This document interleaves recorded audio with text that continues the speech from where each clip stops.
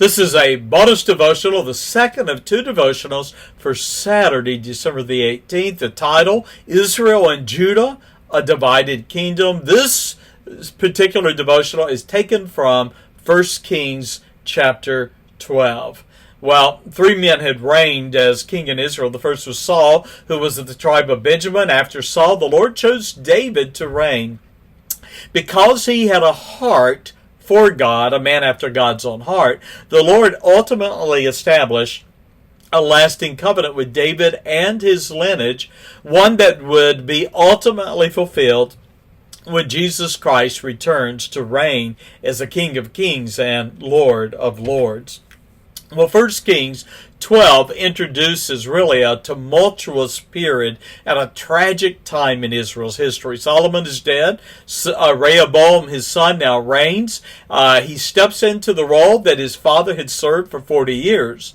And he was soon tested tragically. Rather than humility and seeking the Lord for wisdom, as had his father and his grandfather, Rehoboam's heart was lifted up with pride, and he failed the opportunity to solidify his reign as king in Israel.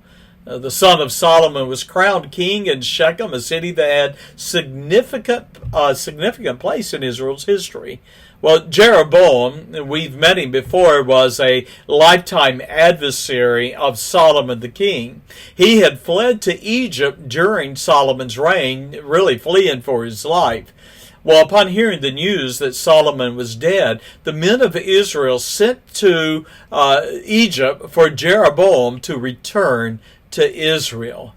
Emboldened by Solomon's death, Jeroboam became the opposing voice of the northern 10 tribes in Israel that would be known as Israel from henceforth, and then the lower kingdom would be known as Judah. So there would be a division in Israel. Well, Jeroboam, speaking on behalf of the people, challenged Rehoboam the king to lift the burdens, make it lighter, make it easier on the people. They perhaps had been forced to pay high taxes, maybe even forced into labor on some of the great construction projects of Solomon the king. Well, it's very insightful to whom Rehoboam turned for counsel. Looking at verses 6 through 11 of 1 Kings chapter 12, we notice that he turned first to his father's counselors, the elder men, the elder statesmen of Israel. And they advised him, being more experienced and wiser, to approach the people with a spirit of humility and encouraging him, should you speak kindly to the people, they would be your servants forever. 1 Kings 12 and verse 7. Yet foolishly Rehoboam rejected the counsel of his elders, and he consulted instead with his peers, though described in verse 8 of 1 Kings 12 as young men that were grown up with him, which stood before him. Well, those foolish young men revealed their youthful zeal and inexperience, and courting the king's favor, encouraged him to mock the people's request, urged him to approach the people with pride and treat them with disdain. Well, such an approach was a violation of a proverb that Rehoboam would have been taught as a child. Pride goeth before destruction, and a haughty spirit before a fall. Proverbs 16 and verse 18. Well, the third day, Jeroboam and the people came before the king at the appointed time, and sadly, he followed the advice of the peers, the foolish young men, boasting and speaking harshly to the people. Rehoboam provoked the children of Israel to rebel. We find in verses 15 through 24, a foolish king and a lesson in God's sovereignty.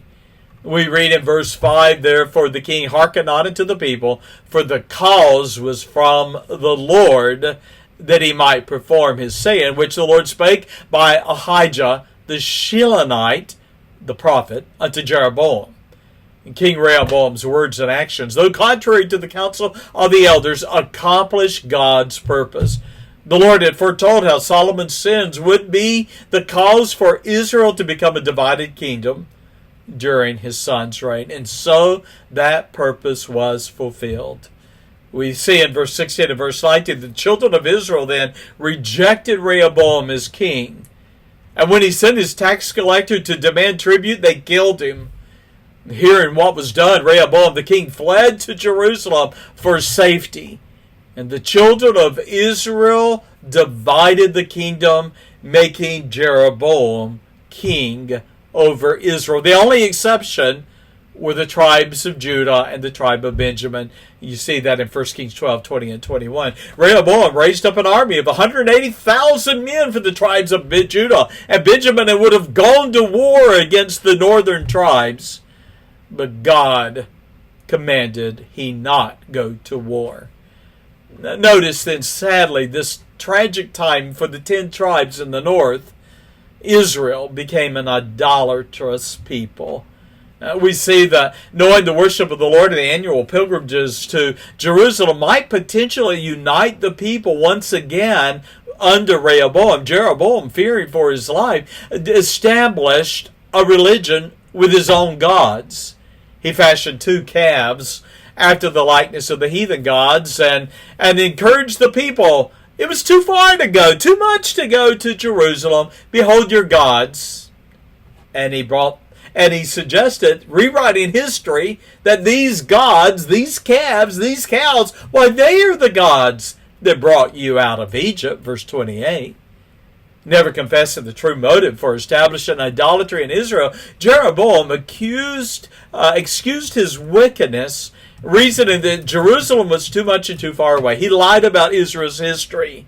And as a result, he turned the hearts of God's people to worship idols. He even established 2 cities for worship, one in Bethel, which was in the north, one in Dan, which was in the south in Israel. Well, because the priests and the Levites had refused to participate in the idolatry of Israel, Jeroboam chose men to be priests who were, and we see the description, verse 31, of the lowest of the people.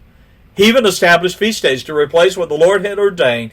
It appears that Jeroboam ordained himself to sacrifice to his gods. And we read, he offered up upon the altar and burnt incense. I'm going to close asking you to consider how quickly the children of Israel departed into idolatry. They rejected God, his law, and his commandments. They accepted Jeroboam's religious piety, all the while rejecting the one true God whose temple was in Jerusalem. And finally, they ordained spiritual leaders like themselves who were of the lowest of the people. Now, I ask you as I close, what about those to whom you look to for spiritual leadership? Have you embraced pastors and teachers who might be described as of the lowest of the people? God bless you. I encourage you, subscribe to heartofthe shepherd.com and like these videos if they are a blessing. Bye-bye.